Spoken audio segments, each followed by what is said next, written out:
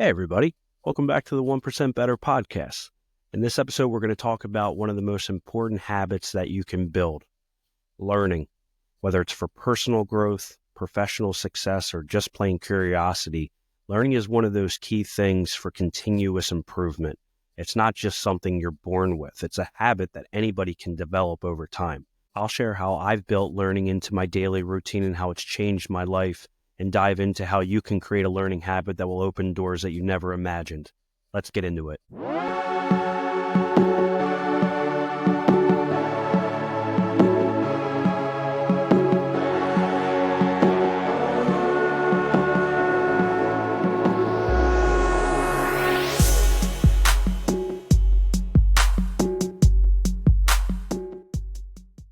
So today we're exploring how to make learning a daily habit that leads to more personal and professional growth.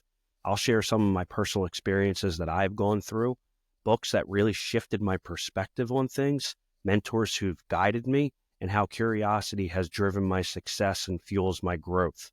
We'll also discuss how to foster curiosity, create an environment that encourages learning that you like being in, and how small, consistent efforts can lead to major breakthroughs. Plus, I'll provide a list of resources that have been the biggest impacts for me along my journey. So building a habit of learning wasn't something that I always valued. I actually gave 0 Fs when I was in my teens and even early on in my career. But then I started thinking about things of how can I improve? I thought working harder would be enough to succeed. But over time, I realized that most successful people that I admired were lifelong learners and always looking to improve. They were constantly reading, seeking advice, and learning from their experiences that they went through. A major turning point for me was discovering the power of personal development books and starting to read those in my early 20s. These books helped me realize that small actions compound into significant results over time. And this was through a number of books that I was going through. I began incorporating learning into my day, reading just for 10 minutes in the morning, listening to insightful podcasts that I really liked while commuting to work, and seeking guidance from mentors and just asking questions. And over time, continuous learning became one of those things that was just a habit of mine then. It became a foundation for my growth as a leader and as an individual. So how did I do it? Let's talk about the science behind habit forming and how to actually form a habit. So let's take learning. It takes 66 days to form a new habit. That might sound like a lot of time, but it's not. The key to it is consistency, not perfection, just doing it each day.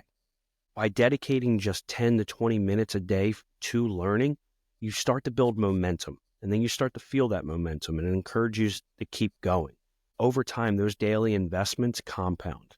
Studies show that people who dedicate time to continuous learning have 38% higher retention rates in their careers and are 52% more likely to stay in a job long term. Incorporating learning into my daily routine was an absolute game changer. I created a process that was accommodating for me and something that I could repeat every day. So the first thing that I did was morning reading. I started reading for just 15 minutes every morning, whether it was a book on leadership, personal growth, or something outside of my industry that I was looking to learn more about.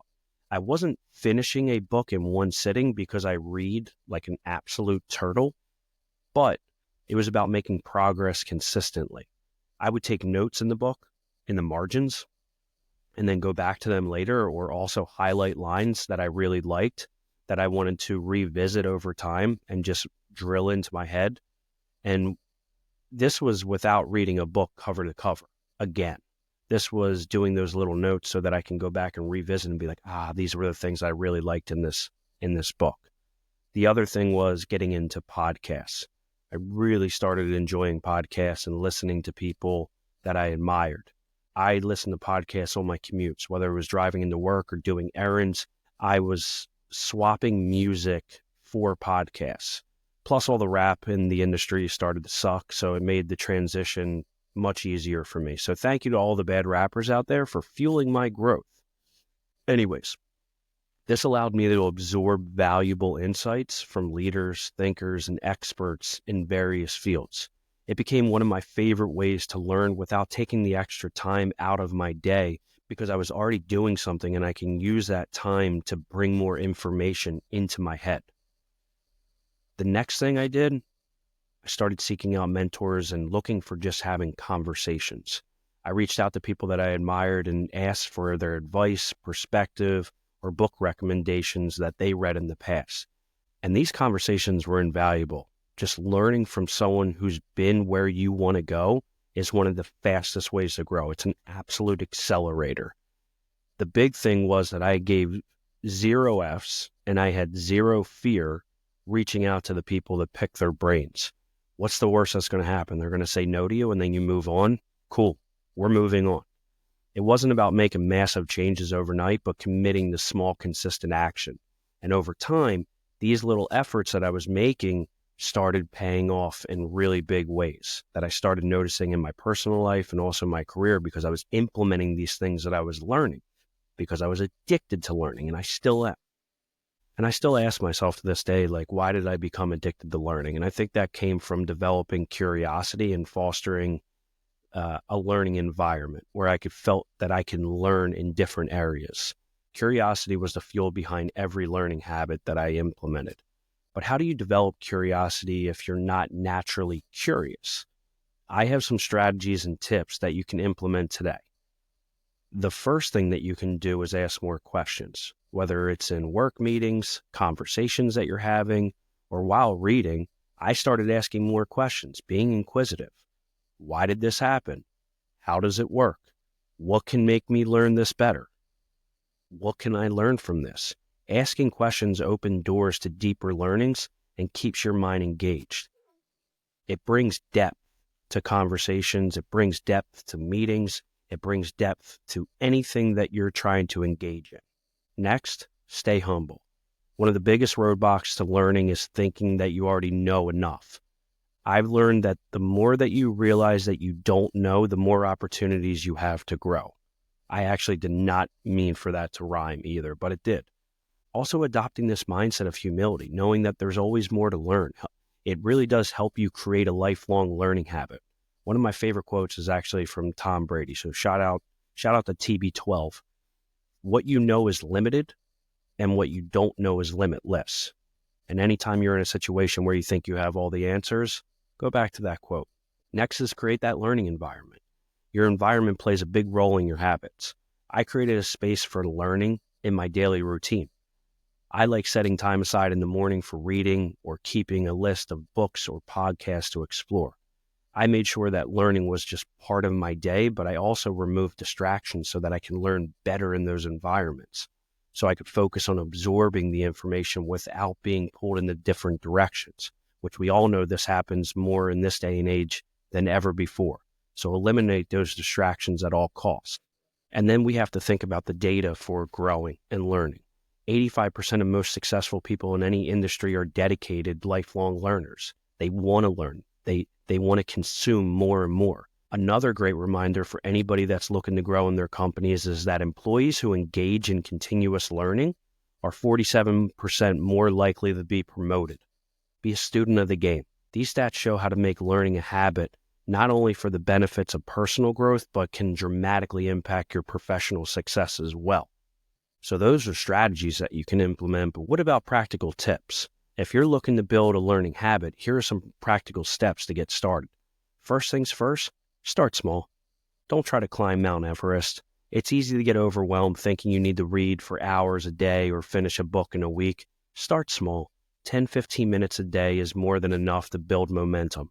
For example, when I started meditating, I started with only 2 minutes, and now I worked my way up to 11 minutes per day.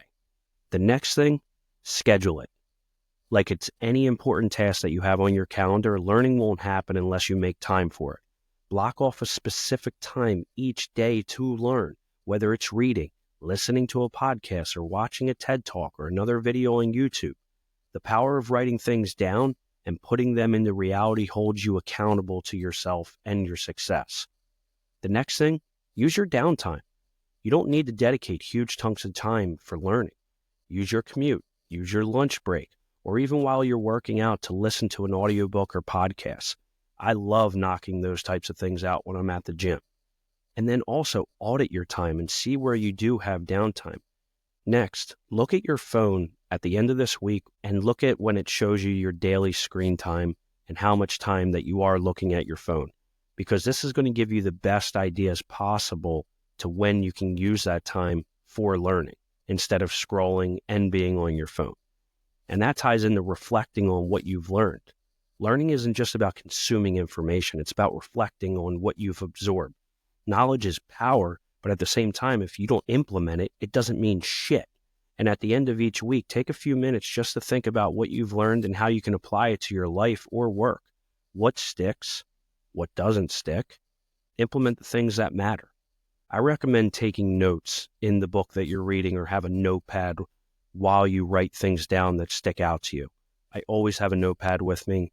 If I don't for any reason, I just take a note on my phone and then revisit it later. I found that keeping a journal or a log of things I've learned to help me retain information better. So all this information that you can consume, but where can you find it? One, social media is overloading with information for you to learn if you follow the right accounts. But what about the traditional books or podcasts? But what about the resources that have shaped my learning? If you haven't checked these out already, here are some books and podcasts and other resources that have really big impacts on me. The first is the book of The Power of Habit. Another one is Mindset. What is another book that I love? Leaders Eat Last by Simon Sinek. Atomic Habits by James Clear. The War of Art by Stephen Pressfield. Podcasts that I love listening to, Joe Rogan Experience. He always has on different guests. And that's what I really enjoy, is that you don't have to listen to every single episode. You can go through and find people that interest you. You get really good information. The Learning Leader Show is another great one. The Knowledge Project, very similar format to the others. And also How I Built This. Going outside the podcast world, TED Talks on leadership, psychology, and innovation are great ways to learn. Online courses from platforms like Coursera and Masterclass is another way to consume some great information and build habits of learning. And then industry newsletters or blogs that offer insights into new trends and ideas. So today we explored how learning isn't just something you do in school. That's just the starting point. It's not something that starts one day and it ends a week later, or a month later, or a year later. It's a lifelong journey. So enjoy the journey. And it starts with a single step. So today, start. Whether it's reading for 10 minutes, meditating for 5 minutes, listening to a podcast, or asking a mentor for advice, and watch how much you can achieve over time as it compounds, that 1% better each day. I want to thank you for listening to this episode of 1% Better. If it resonates with you, I'd love for you to share it with someone who could benefit from these insights. I'll see you on the next episode. Take care.